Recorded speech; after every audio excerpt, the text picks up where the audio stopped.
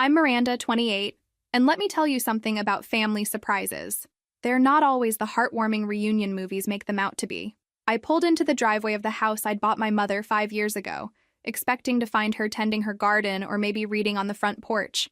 Instead, I found her scrubbing the front steps on her hands and knees, wearing a complete maid's uniform like she was hired help in her own home. That's when I knew everything had gone completely wrong. My mother rose, looked up from her scrub brush, and when she saw me, she dropped everything and ran toward me sobbing. "Miranda, oh, thank God you finally came back. Look what your brother Daniel did to me. Where are you watching from today? Drop your location in the comments below and hit that like and subscribe button if you've ever felt completely blindsided by family drama. You'll definitely want to stick around for what happened next. Now, let me back up and explain how we got to this point, because this disaster didn't happen overnight. 5 years ago, I was 23 and working as a marketing coordinator in Seattle when I got offered a position with an international company in Tokyo. The salary was triple what I was making, but it meant leaving my mom, who'd been struggling financially since Dad died. Instead of using my signing bonus for myself, I spent 3 months house hunting and found this beautiful place in a great neighborhood. 3 bedrooms, pool, everything Mom deserved after years of sacrifice. I bought it outright and handed her the keys. "You deserve this," I told her as we walked through the empty rooms. "You raised Daniel and me alone. Now it's your turn to have something beautiful." The plan was simple. Mom would have financial security, I'd make great money in Japan, and when I came back, we'd both be in better positions. What could go wrong? Well, apparently everything. Because standing there 5 years later, watching my mother in that degrading uniform, I realized I'd made the biggest mistake of my life. Not buying the house, not taking the job, trusting my brother not to destroy everything the moment I left. "Mom, what happened? Why are you dressed like that?"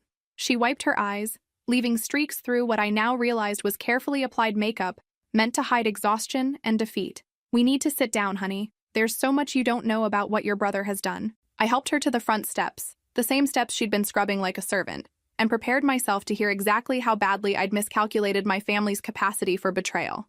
"It started about 6 months after you left," Mom began, her voice shaky as she twisted the cleaning rag in her hands. "Daniel came by with Jessica and little Tommy. You remember how Daniel always was with money." Oh, I remembered all right. My brother had been making his problems everyone else's responsibility since high school. I'd stopped lending him money years ago, but apparently, I'd given him something much more valuable to exploit. He said they were having financial difficulties and needed somewhere to stay for just a few months while he got back on his feet. Jessica was pregnant with their second baby, and I thought— She paused, looking embarrassed. "I thought it would be nice to have family around. The house felt so empty after you left." I could see exactly how this had played out. Daniel showing up with his sad story, Jessica looking tired and pregnant, little Tommy being adorable, Mom's soft heart making it impossible for her to say no. "And you said yes," I said, already knowing how this manipulation worked. What else could I do? They needed help, and I had all this space. It was supposed to be temporary. The word temporary in the Daniel vocabulary meant until someone forces me to leave. I should have warned her about that before I left. What happened next? Well, Jessica was pregnant, and Daniel said she needed the master bedroom because of her condition. They asked if I'd mind moving to the guest room, just until the baby came. My jaw clenched. The master suite was the crown jewel of that house, the one thing I'd specifically wanted my mother to enjoy. The walk-in closet, the beautiful bathroom, the view of the backyard she'd always dreamed of having. "And you moved." "It made sense," she said defensively. "Jessica was carrying my grandchild. I thought it was just for a few months." Famous last words. In Daniel speak, a few months meant forever, and also you'll be paying for the privilege. Then what? Mom's hands started shaking as she continued. Well, money was tight for them. Daniel's job wasn't going well, and Jessica couldn't work because of the pregnancy. They started asking me to help with groceries, utilities, little things here and there. Little things. Right. In my family, little things had a way of becoming major financial obligations faster than you could say family discount. How much money are we talking about? A few hundred a month, sometimes more if they needed special things for the baby. I felt my blood pressure rising. Not only were they living rent-free in the house I'd bought for my mother, they were also extracting monthly payments from her for the privilege of being invaded. And the housework? Mom's face flushed. Well, Jessica couldn't do much because of the pregnancy, and Daniel worked such long hours. It just made sense for me to help out. Making breakfast, doing some laundry, watching Tommy while they ran errands. What kind of errands? Doctor appointments, shopping, job interviews for Daniel. She paused.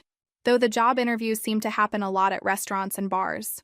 Of course they did, because Daniel's idea of job hunting had always been more about networking drinks than actual employment. When did it get worse? After the baby was born. Jessica was tired from nursing, and Daniel said he was working extra hours to support his growing family. Somehow I ended up doing all the cooking, cleaning, childcare. Her voice dropped to a whisper. I was basically running a full household for 4 people while they lived like guests in a hotel. And you never thought to say no? I tried a few times, but Jessica would get upset and say I was being selfish. Daniel would remind me how much they were struggling, how they had nowhere else to go. And the children. She looked at me with tears in her eyes. I love those babies, Miranda. I didn't want them to suffer because of adult problems. Classic manipulation. Use the kids as emotional leverage while the adults exploit every boundary in sight. When did you realize it wasn't temporary anymore? Christmas last year. Jessica gave me this uniform. She gestured to the degrading outfit she was wearing and said since I was doing such good work keeping house, I should look professional. I stared at her in disbelief. She gave you a maid's uniform for Christmas? She said it was practical, that if I was going to be the housekeeper, I should dress the part. That's when I felt something crack inside my chest. Not anger yet, but something colder and more dangerous. A complete understanding of exactly how calculated this abuse had been. What finally made you want them to leave? Mom's face crumpled. 2 months ago, I was coming downstairs to get some water late at night. I heard them talking in the kitchen. She took a shaky breath before continuing. Jessica was complaining about me to Daniel. Said she was tired of having his mother around all the time, that she felt like they couldn't relax in their own home. Another pause. And Daniel? Daniel laughed. He said it would solve a lot of problems if I would just die already. The words hit me like a physical blow. My own brother, talking about our mother's death like it would be convenient for him. That's when I knew I had to ask them to leave. And what happened when you did? Mom's expression shifted to something that looked like shame mixed with fear.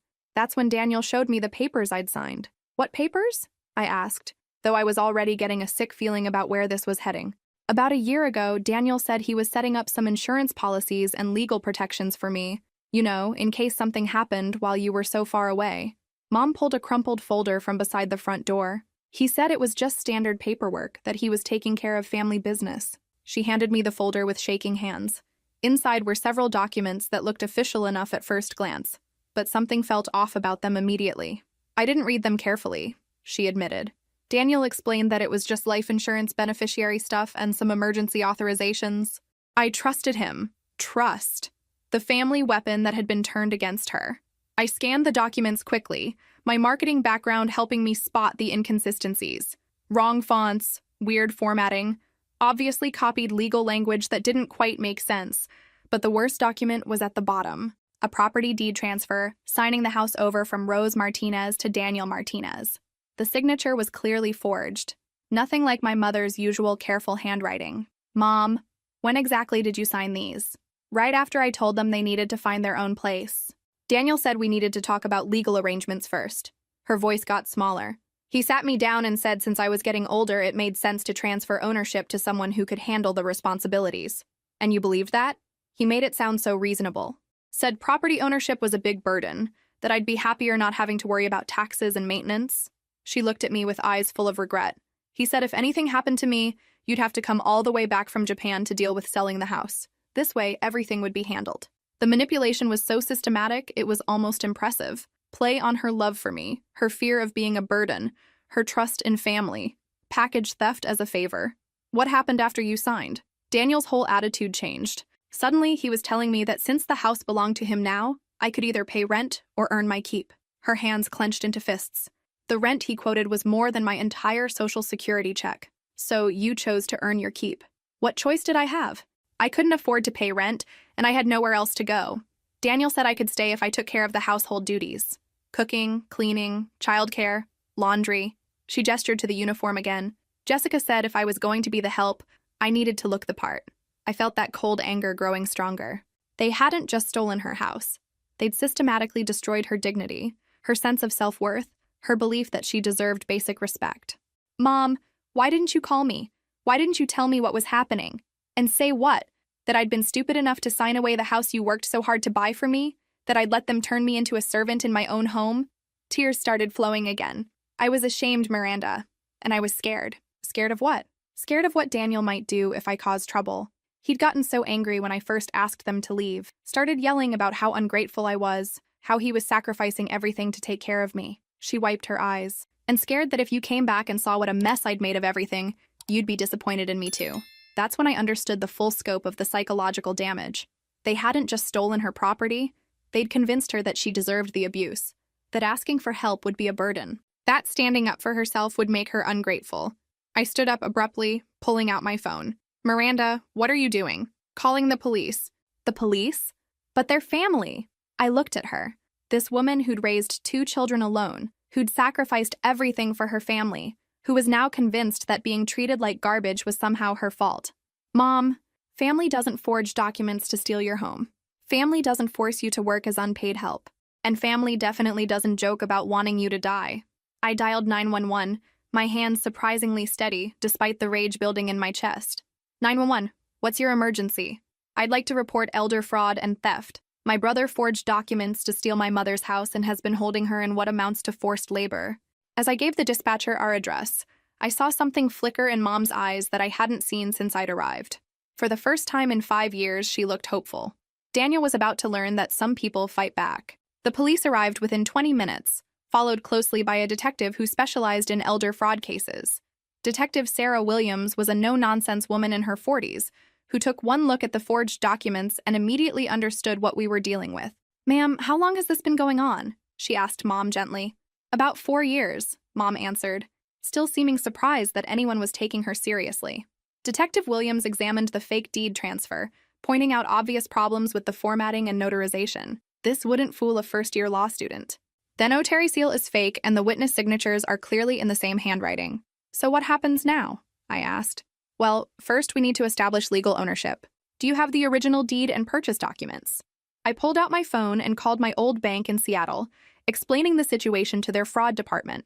Within an hour, they'd faxed over copies of all the original purchase documents, showing clear title in Rose Martinez's name. "Perfect," Detective Williams said, reviewing the papers. "Your mother is the legal owner, and these forged documents constitute multiple felonies: forgery, fraud, elder abuse, and potentially theft of services." "Theft of services?" Mom asked. "Ma'am, forcing someone to work without pay in exchange for housing they're legally entitled to anyway is a form of theft, especially when the housing arrangements were obtained through fraudulent means." While Detective Williams worked on the legal side, I started planning the practical side. If Daniel thought he could steal from our family and face no consequences, he was about to get a very unpleasant education. "Mom, where are Daniel and Jessica right now?" "They took the kids to the mall. They usually spend Saturdays shopping and don't come back until evening." "Perfect." That gave us several hours to prepare their welcome home surprise. "Detective Williams, legally speaking, what are our options for getting them out of the house?" "Since your mother is the legal owner and they're residing there based on fraudulent documents, she has every right to evict them immediately. We can escort them off the property and charge them with trespassing if they refuse to leave." "And their belongings?" "Legally, you have to give them reasonable time to collect their possessions, usually 24 or 48 hours. I smiled for the first time since arriving home. "What if we help them pack? You know, as a courtesy?" Detective Williams caught my tone and smiled back. "As long as you don't damage anything, helping someone pack their belongings is just being neighborly." The next 3 hours were some of the most satisfying of my life. We started with the master bedroom, the one that should have been Mom's sanctuary but had been transformed into Daniel and Jessica's personal palace. Designer clothes filled the entire walk-in closet, definitely not purchased with Daniel's inconsistent income. "How much money has Daniel been making lately?" I asked as we carefully folded Jessica's expensive dresses. "I don't think he's been working much at all," Mom admitted.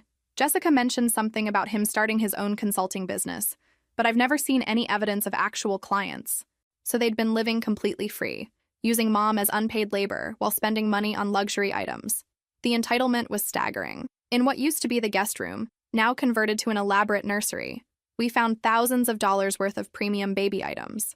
Designer clothes, organic toys, a crib that probably cost more than Mom's monthly Social Security check. "Did they expect you to help pay for any of this?" I asked, gesturing to the expensive setup. Mom nodded miserably. "Jessica said the children deserve the best, and since I wasn't paying rent, I should contribute to my grandchildren's needs. A few $100s a month for baby supplies." I had to stop packing for a moment. They'd been extorting money from her for baby supplies while living completely free in the house she legally owned. The level of manipulation was breathtaking. By 4 p.m., we had everything neatly packed and loaded into a rented moving truck I'd arranged to have delivered. 27 boxes, 12 garbage bags of clothes, furniture, appliances, toys, and enough expensive junk to stock a small department store. "Are you sure about this?" Mom asked as we surveyed our work. "Once they come home and see this?" "Mom, they've been seeing you scrub floors in a maid's uniform. They've been watching you work like a servant in your own home. If they didn't care about your feelings then, why should we care about theirs now?" Detective Williams checked her watch. "I'll have a patrol car stationed nearby in case things get heated. Do you want me to be here when they arrive?" "Actually, I think we can handle this," I said. "But thank you." The locksmith arrived just as we finished loading the truck. Within 30 minutes, every lock on the house had been changed. I handed Mom the new set of keys. "These are yours," I said firmly. "No copies, no spares, no emergency sets for family members who might forge documents." She held the keys like they were made of gold. At 6:30, we heard the familiar sound of Daniel's car in the driveway. Mom grabbed my arm, suddenly nervous. What if they get violent? What if they try to force their way in? Then Detective Williams gets involved and they get arrested for trespassing and attempted breaking and entering. I looked at her seriously. "Mom, you are not the victim here anymore. You are the homeowner and they are trespassers who've been living here illegally." Through the window, I watched Daniel climb out of his BMW, another expensive purchase that made no sense given his supposed financial struggles. Jessica emerged with shopping bags, looking irritated about something. The kids ran around the yard, stepping over boxes they didn't yet understand belonged to them. Daniel's key failed to work in the front door, just as I'd hoped. I heard him try it several times, followed by frustrated cursing and Jessica's demanding voice asking what was wrong. Then came the pounding on the door. I walked over and opened it with my biggest, brightest smile.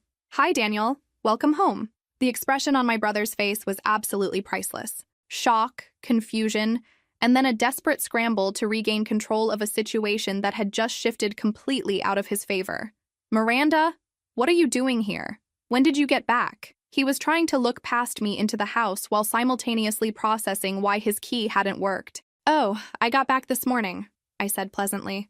"Surprise! I decided to come home and visit Mom in the beautiful house I bought for her." Jessica appeared behind him, loaded down with shopping bags and looking annoyed. "Daniel, why are we standing out here? And why is all our stuff on the lawn?" That's when I got my first really good look at Jessica. Perfectly styled hair, designer outfit, manicured nails, and an expression that suggested she was used to having her problems solved by other people, specifically by the woman she'd been treating as hired help. "Hi, Jessica," I said, extending my hand. "I'm Miranda, Rose's daughter. You know, the one who actually owns this house?" Her face went pale as she realized exactly who I was and what my presence might mean for their comfortable little arrangement. "Mom!" Daniel called, trying to push past me. "What's going on here? Why won't the key work?" "The locks have been changed," I said calmly. "And before you ask, yes, we have every legal right to do that." "What are you talking about? This is my house." I pulled out my phone and showed him the property records Detective Williams had printed for us. "Funny thing about that, Daniel. According to the county clerk's office, this house belongs to Rose Martinez. It always has." Daniel's face went through several emotions before settling on anger. "That's impossible. Mom signed the house over to me years ago." "You mean these documents?" I held up the folder with the forged papers. "The ones with the fake notary seals and obviously forged signatures?" "Yeah, the police were very interested in those." "The police?" Jessica's voice cracked. "Oh, yes. Turns out that forging legal documents to steal someone's home is called elder fraud. It's a felony. Multiple felonies, actually." Daniel was starting to understand that whatever script he'd been following for the past 4 years had just been completely rewritten. "This is insane. Mom wanted me to have the house. She was happy to help with the housework. Mom," he raised his voice, "get out here and explain to your daughter what we agreed to." That's when Mom appeared in the doorway behind me. But this wasn't the defeated, uniformed woman I'd found scrubbing steps that morning. She'd changed into a nice blue dress, done her hair properly, and most importantly, she was standing straight with her shoulders back. "Hello, Daniel," she said quietly. "Hello, Jessica." "Mom, thank God. Tell Miranda about our arrangement. Tell her how you wanted me to have the house." Mom looked at him steadily for a long moment before speaking. "What arrangement would that be, Daniel? The one where you forged documents to steal my home? Or the one where you forced me to work as your unpaid housekeeper while you and Jessica lived like royalty?" "That's not what happened." "Then explain to me what did happen," Mom said, and I was proud of how strong her voice sounded. "Explain why I've been sleeping in the guest room of my own house. Explain why I've been doing your laundry and scrubbing your toilets for 4 years. Explain why Jessica gave me a maid's uniform for Christmas. Jessica's face flushed red. Look, Daniel said it would make you feel more professional. I thought you'd appreciate looking official when you worked around the house. She does. She did. Daniel was getting desperate. Mom, you said you were happy to help with the kids and the cleaning. I said I was happy to help temporarily. Mom corrected him firmly. I never agreed to become your live-in servant. And I certainly never agreed to pay for the privilege of being abused in my own home.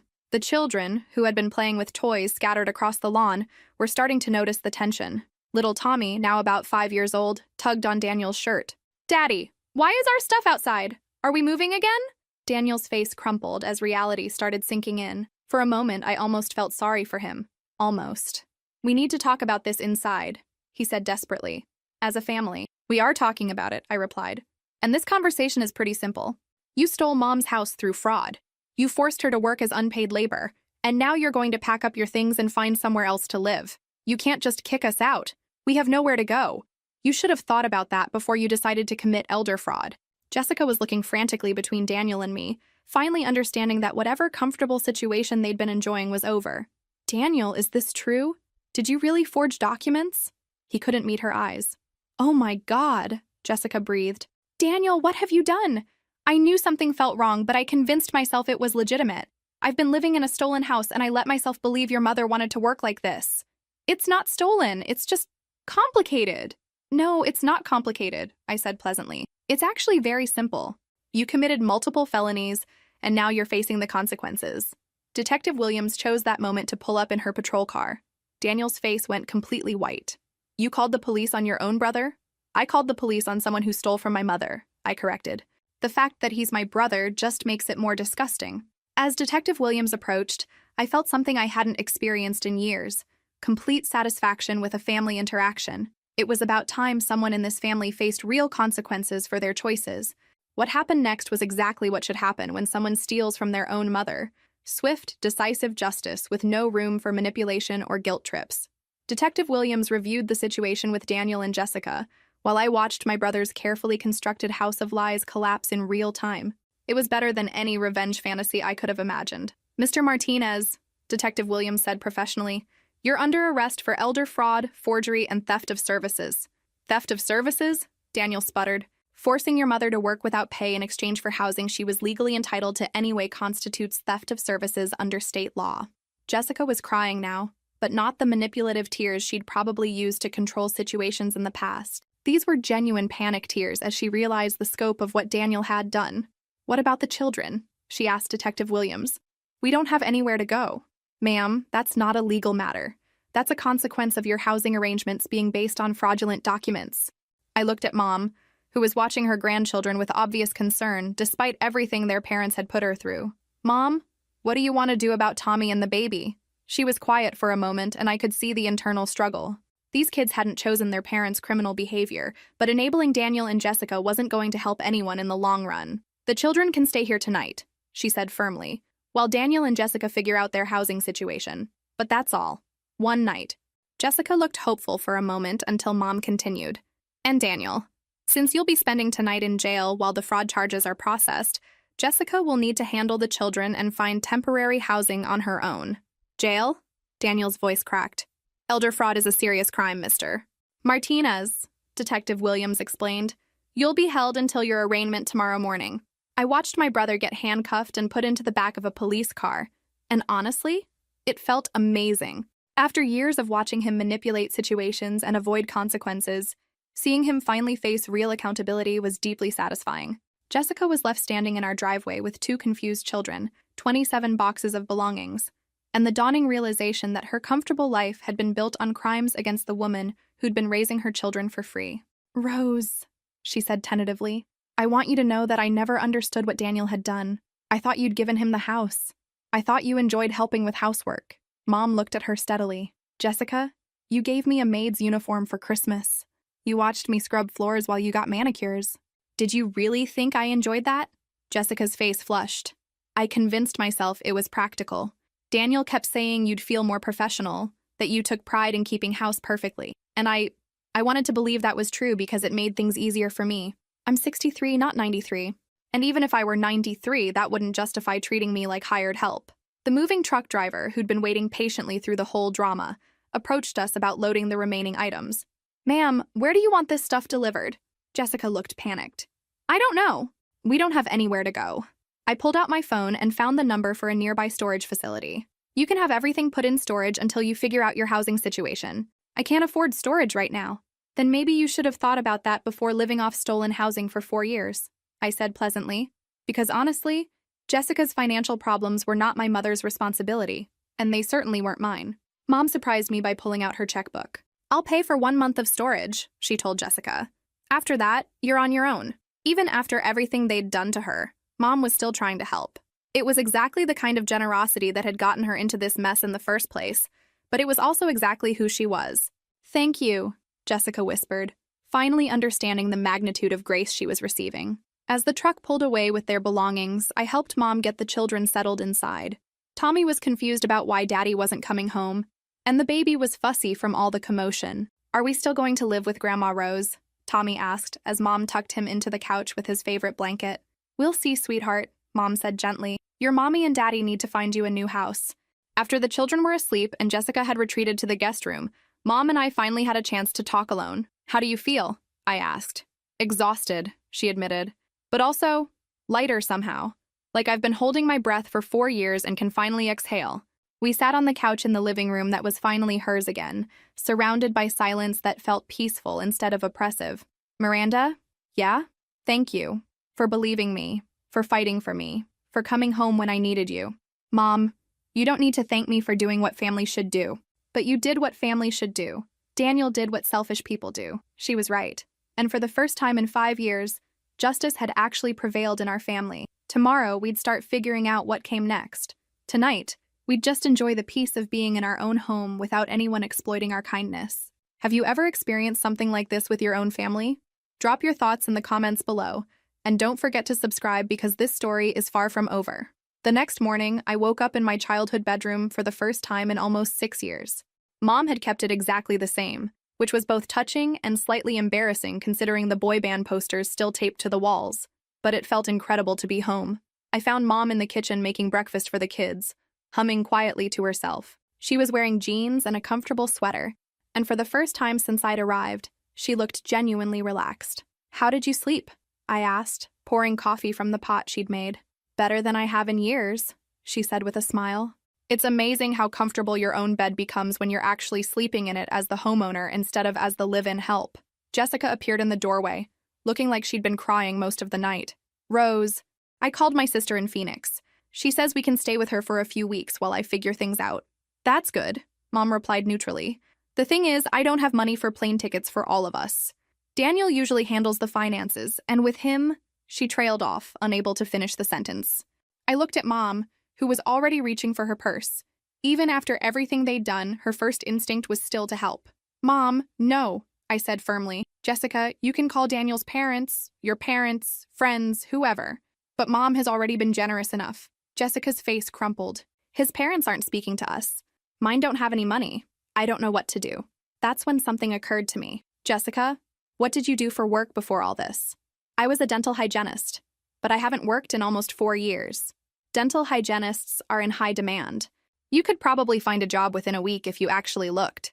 She stared at me like the concept of solving her own problems had never occurred to her. "But who would watch the children while I work?" "Daycare, like millions of other working parents. But daycare is so expensive." I looked at this woman who'd been living rent-free while using my mother as unpaid childcare and felt my patience evaporating.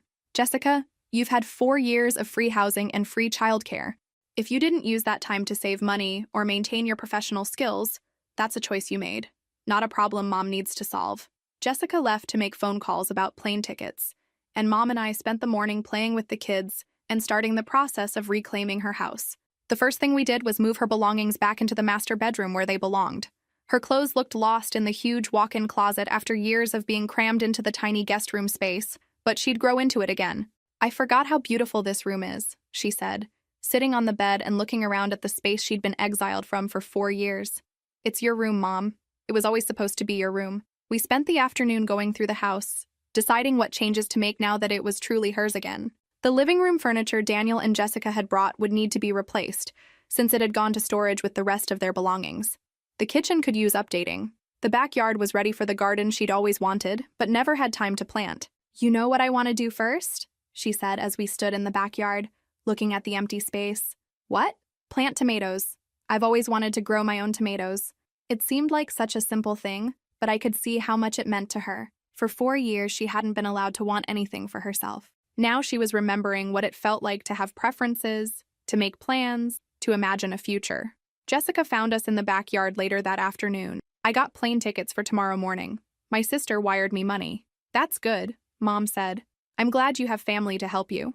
"Rose, I want you to know how sorry I am. I never understood what Daniel had done." Mom was quiet for a moment before responding. "Jessica, you gave me a maid's uniform and watched me clean your toilets for Christmas presents.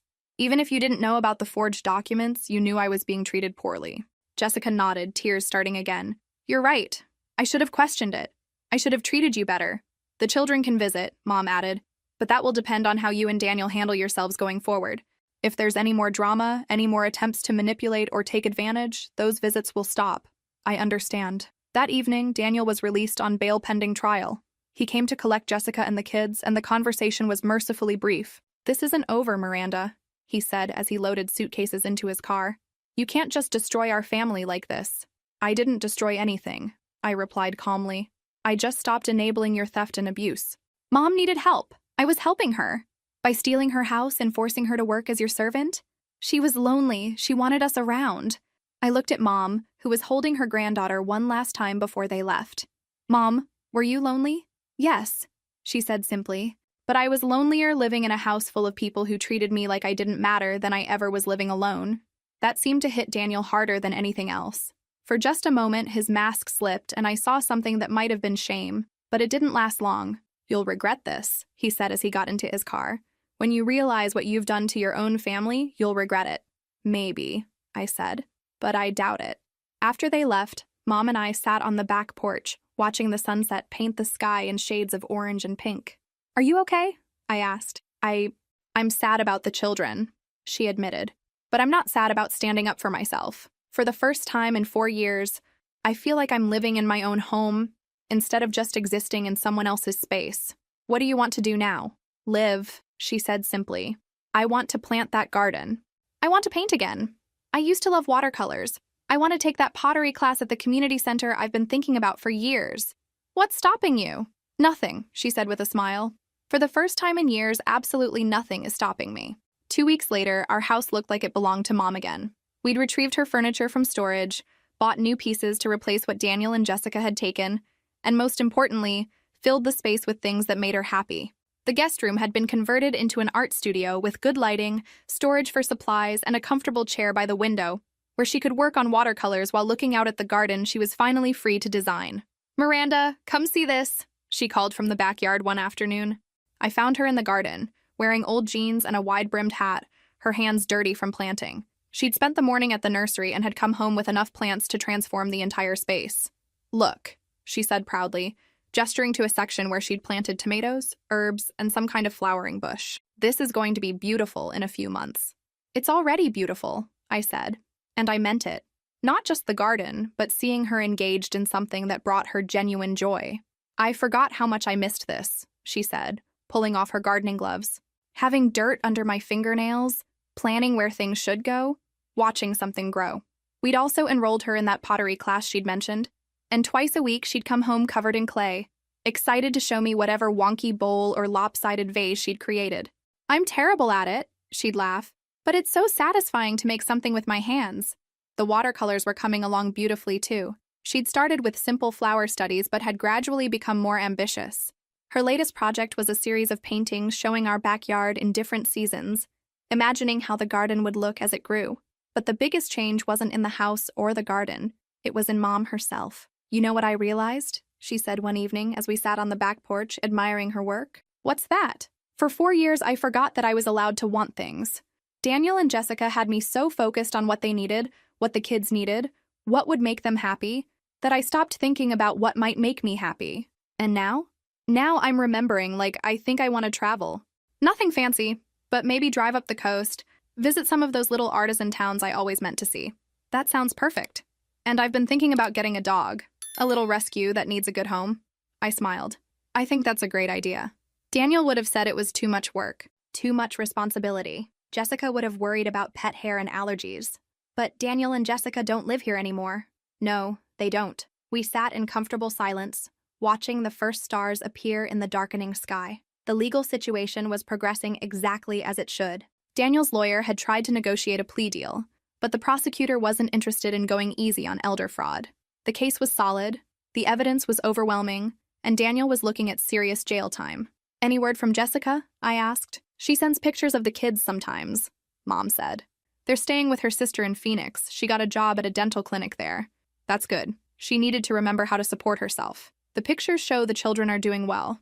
Maybe this situation will actually be better for them in the long run. I thought about that. Kids growing up watching their father manipulate and steal from family members wasn't exactly setting a good example.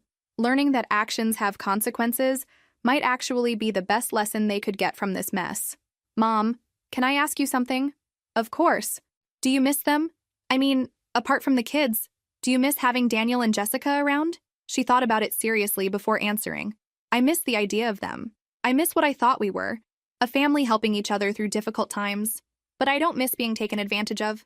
I don't miss feeling like a servant in my own home. And you don't feel guilty about what happened? I feel sad that it came to this. I feel sad that Daniel chose to handle his problems by hurting other people. But guilty? She shook her head.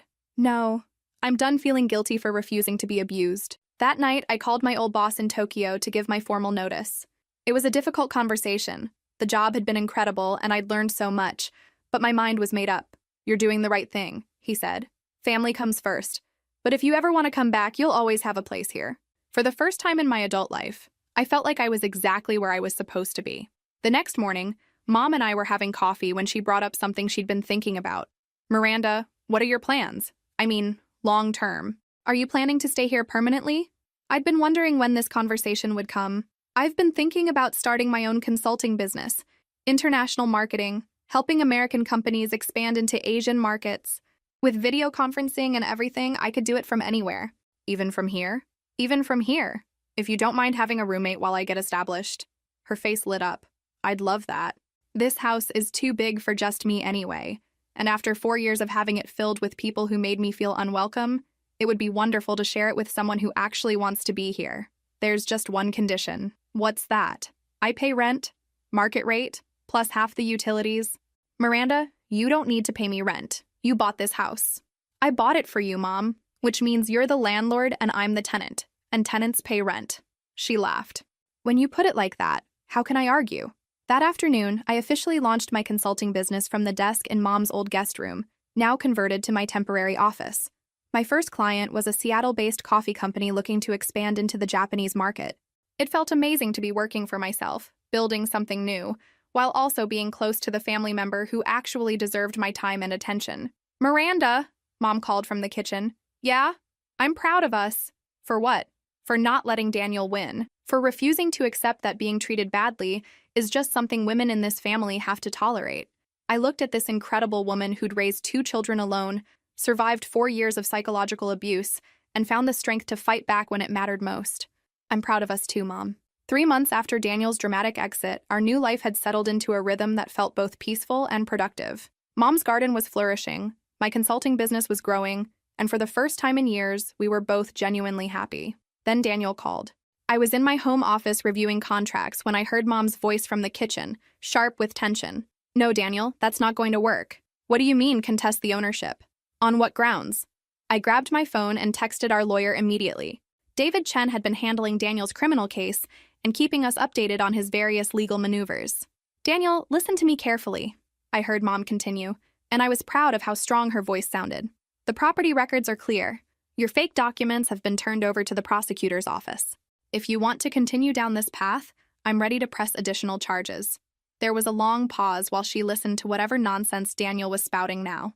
No, the children cannot move back in with me while you figure out your housing situation. You made your choice when you decided to steal my home and treat me like hired help. Another pause. I'm hanging up now, Daniel. Don't call here again unless you're ready to apologize sincerely and discuss supervised visits with your children. She hung up and came into my office, looking shaken but determined. What was that about? I asked. Daniel's lawyer apparently thinks they can challenge the property ownership based on implied contracts and verbal agreements. He wants to claim that I verbally gave him the house in exchange for his help with household maintenance. I stared at her. He's doubling down? Seems like it. And get this. He's also claiming that kicking him out constitutes elder abuse because I'm denying him the ability to care for his aging mother. The audacity was breathtaking. After years of actual elder abuse, Daniel was now trying to claim that stopping his abuse constituted abuse. My phone buzzed. David was calling back. "Miranda, I got your text. What's happening now?" I explained Daniel's latest legal strategy while Mom sat in my office chair looking tired. "Implied contracts?" David laughed, but not in a funny way. "Based on what evidence? His word against his mother's? With forged documents already submitted to the court? What do? We let him try. Any competent lawyer will take one look at this case and either refuse to take it or charge Daniel a fortune up front.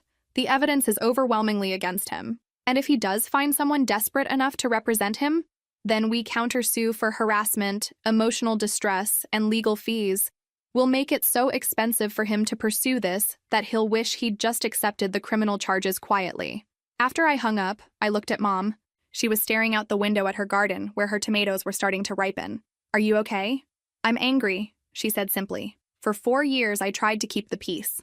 I accepted every excuse, every rationalization, every reason why I should just put up with being treated poorly. And now?" She turned to look at me, and her expression was fierce in a way I'd never seen before. "Now I'm done protecting Daniel from the consequences of his choices." The next day, we drove to the courthouse together. Mom had decided to file additional charges for harassment and to request a formal restraining order. It wasn't an easy decision for her. Despite everything, he was still her son. But she'd realized that Daniel would never stop trying to manipulate the situation unless there were serious consequences. "Are you sure about this, Mrs. Martinez?" the prosecutor asked. "Once we expand the charges to include harassment and attempted fraud, this becomes a much more serious case." "I'm sure," Mom said firmly. "My son needs to learn that stealing is wrong, even when you steal from family, especially when you steal from family." The formal charges were amended that afternoon. In addition to the original elder fraud and forgery charges, Daniel was now facing harassment, attempted fraud, and violation of the conditions of his bail. Jessica called that evening crying again. "Rose, please, can't you make this stop? Daniel is talking about taking this to trial, and our lawyer says that could mean years of legal battles." "Jessica, Daniel is the one who expanded this fight.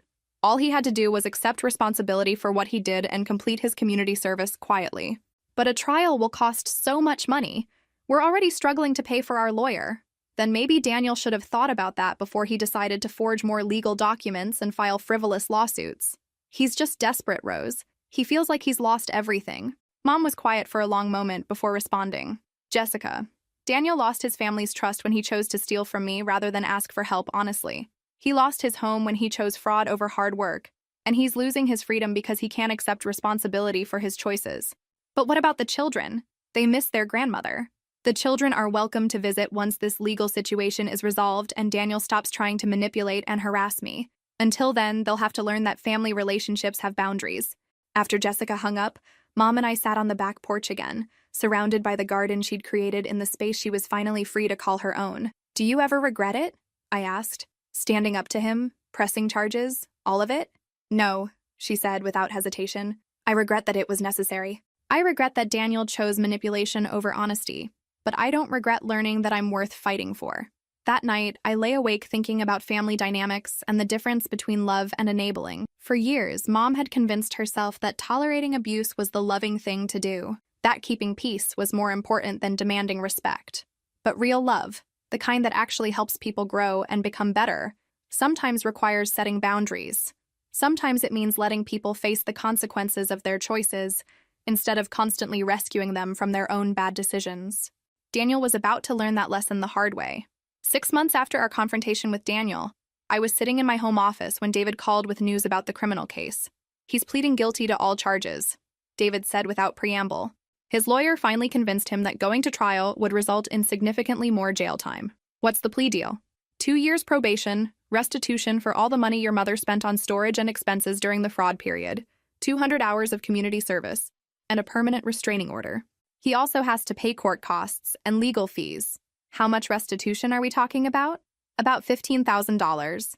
That includes the storage fees, the extra utilities and maintenance costs, and the money she paid for baby supplies and groceries while they were living there illegally. After I hung up, I went downstairs to tell Mom. I found her in her art studio, working on a landscape painting of our backyard. The watercolors had gotten dramatically better over the past few months. Daniel's case is settled, I told her, explaining the terms of the plea agreement. She set down her brush and was quiet for a moment. How do you feel about it? I asked. Relieved, she said finally. And sad. I never wanted it to come to this, but I'm glad it's over. The restraining order means he can't contact you directly for 5 years. If he wants to see the kids, it has to go through Jessica or supervised by the court. I know. Maybe that's for the best. The children don't need to be exposed to more conflict. Mom had been seeing Tommy and the baby occasionally, but always at neutral locations and never when Daniel was around. Jessica had been surprisingly cooperative about maintaining the relationship, possibly because she was genuinely horrified by what Daniel had done. I have some other news, I said, settling into the chair by the window that had become my favorite spot in the house. Good news or concerning news? Good news. Great news, actually. I just signed my 5th major client. The business is officially successful enough to support both of us very comfortably.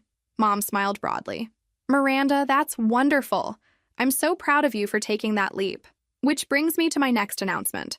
I'd like to make our living arrangement official. Market rate rent, half utilities, and a formal lease agreement. You really don't need to pay me rent. This is your home too. Actually, I do need to pay rent. Because you're not just my mother, you're my landlord. And landlords deserve to be paid fairly when their adult children live with them. She laughed. When you put it like that, how can I refuse? That evening, we were having dinner on the back porch when Mom brought up something she'd been thinking about. Miranda, I want to ask you something, and I want you to be completely honest with me. Okay. Do you think I'm weak for letting Daniel take advantage of me for so long? The question caught me off guard. Mom, what are you talking about? I mean, I let him live here for 4 years. I let him turn me into a servant in my own home. I signed documents without reading them carefully. Any reasonable person would have stopped it much sooner. I looked at this woman who'd raised 2 children alone after my father's death, who'd worked multiple jobs to keep us fed and housed, who'd survived 4 years of psychological manipulation and still found the strength to fight back when it mattered. Mom, you're not weak. You're trusting. There's a difference. Is there? Yes. Weak people don't survive what you survived. Weak people don't find the courage to press criminal charges against their own children. Weak people don't rebuild their lives at 63. She was quiet, considering my words. You know what I think happened? I continued. I think Daniel exploited the fact that you're a good person. He took advantage of your generosity, your love for your grandchildren, and your desire to help family in need. That's not weakness on your part. That's manipulation on his. But I should have seen through it sooner. Maybe. But the fact that you eventually did see through it and then took action to stop it is what matters. How many people stay in bad situations because they're too afraid or too beaten down to fight back? She nodded slowly. When you put it that way, Mom, you're not a victim anymore. You're a survivor. And there's a big difference between those two things. That night, as I was getting ready for bed, Mom knocked on my door. Miranda, I've been thinking about something. What's that? I want to do something meaningful with this house. Something that honors what we've been through but also helps other people. What did you have in mind? I've been researching programs that provide temporary housing for women who are leaving difficult family situations, not just domestic violence, but financial abuse, elder abuse, situations like mine where family members take advantage of each other. I sat down on my bed, intrigued. Tell me more. Well, this house has 4 bedrooms. We're using 2. What if we use the other 2 to help women who need a safe place to stay while they figure out their next steps? The idea was both generous and brilliant. Mom had learned firsthand how isolating and degrading family abuse could be. Who better to help other women navigate their way out of similar situations? It would mean background checks, training, working with social services, I said, thinking through the logistics. I know. I've already started looking into the requirements. It would be a lot of work, but I think it could be really meaningful. I thought about it. The house certainly had the space, and Mom had the empathy and experience to be genuinely helpful to women in crisis. Okay, I said. Let's do it. Really, but on one condition. What's that? We do it right. Professional standards, proper support systems, legal protections. If we're going to help people, we're going to help them well. Mom's face lit up with excitement. Miranda, this could be amazing. We could actually turn what happened to us into something that helps other people. Looking at her enthusiasm, I realized something important. This wasn't just about helping other women. This was about Mom reclaiming her sense of purpose and turning her painful experience into something meaningful. Let's start making some calls tomorrow, I said.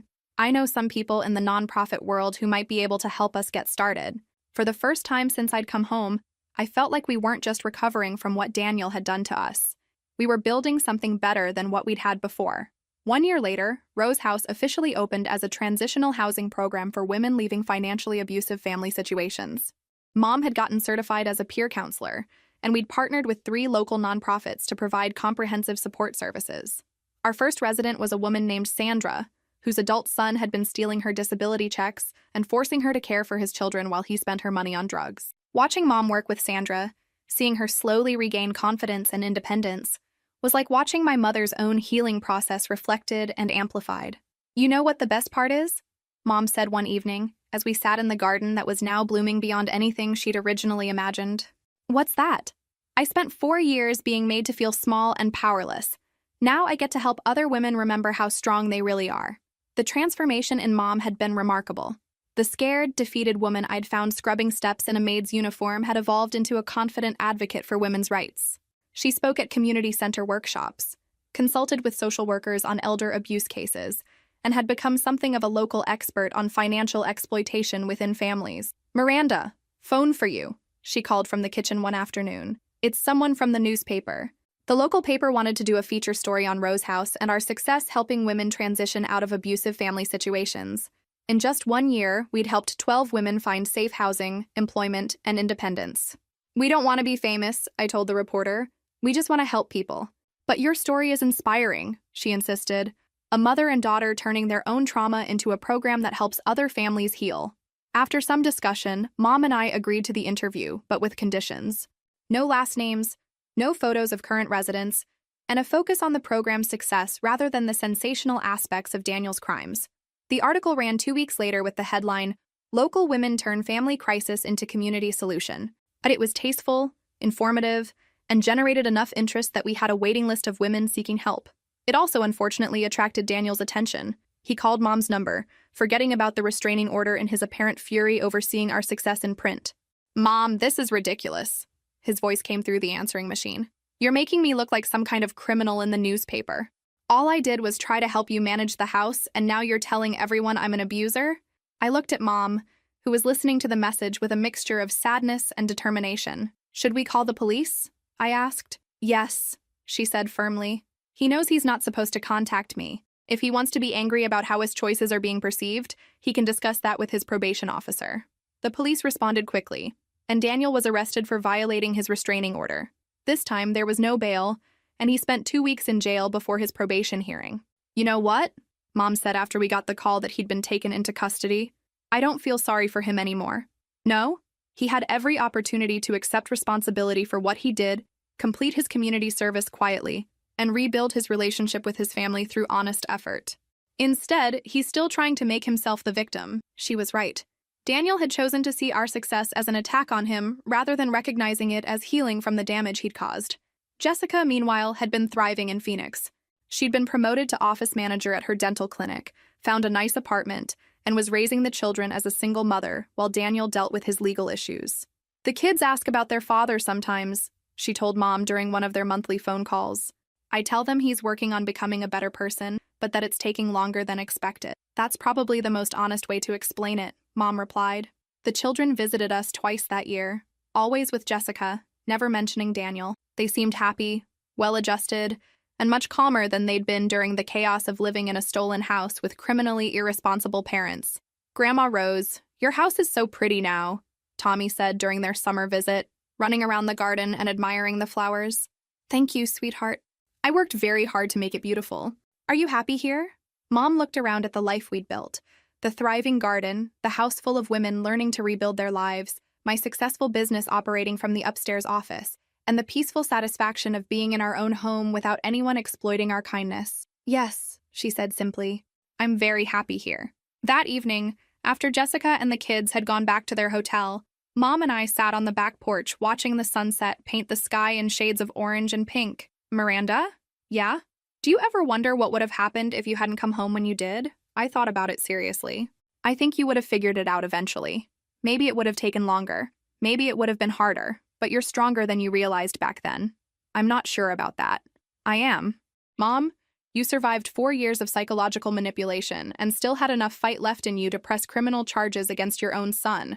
That takes incredible strength. She was quiet for a moment, watching fireflies begin to flicker in the growing darkness. I'm proud of what we've built here, she said finally. Me too. Not just the house program, though that's wonderful. I'm proud that we learned how to set boundaries, that we learned the difference between helping family and enabling them.